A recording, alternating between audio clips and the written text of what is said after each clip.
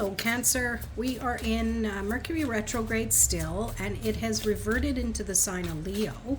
So I thought I would do a card spread to just see what the energy is for you. The energy of this moving into Leo is in your second house, which is about money, possessions, spending habits. And I wrote a little message here. Reevaluate your values. Are you living in integrity with them? So let's see what the reading brings as far as that's concerned. We start with imagination. Sometimes we imagine things that aren't real, which are negative. And sometimes we imagine things that aren't real, which are positive. I would err on the side of caution with the latter, for sure.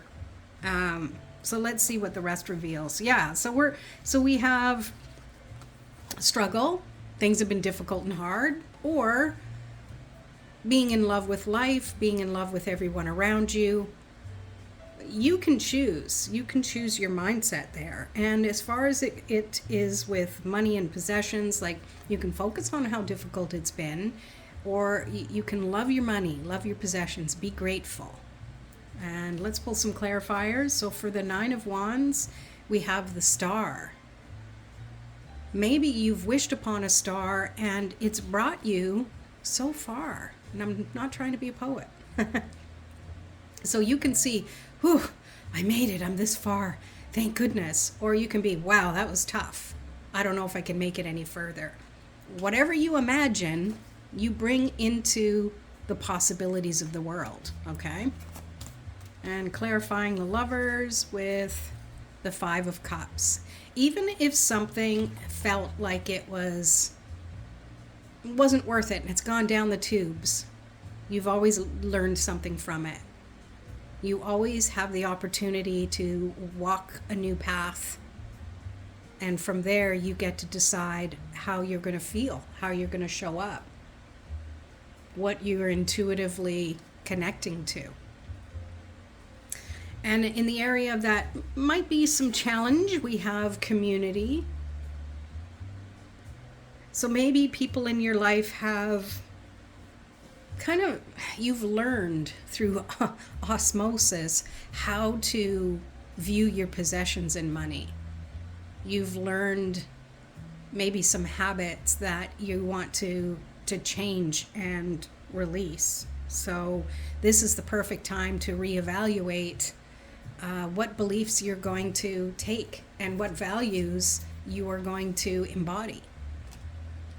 And I love it because we have Temperance, which is about alchemy and making changes with adding or subtracting other things to make change and make it even better than it was before. Let's clarify it with the Five of Swords. Yeah, it's time to let go of that conditioned mentality that life is hard and you have to work hard to get ahead, and just change that into how do you want it to be?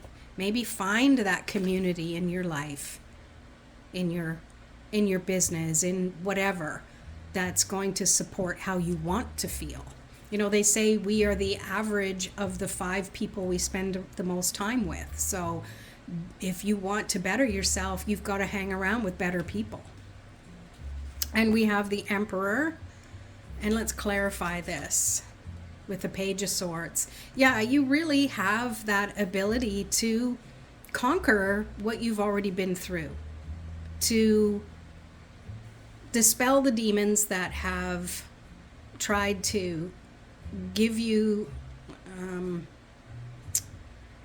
keep you in your place, I think.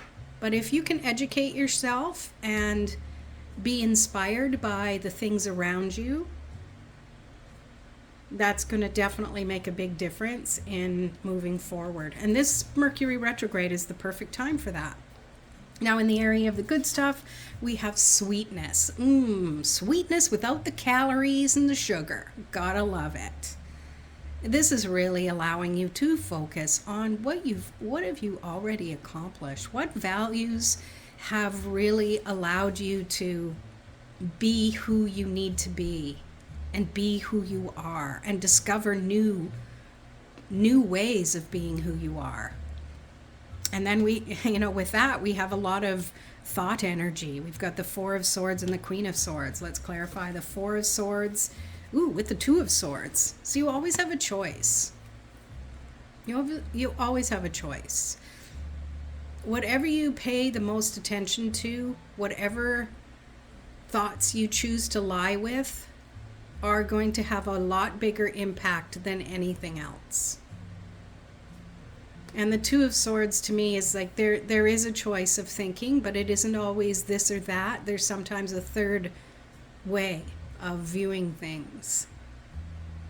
And those thoughts can definitely make a difference in how you view the sweetness of life.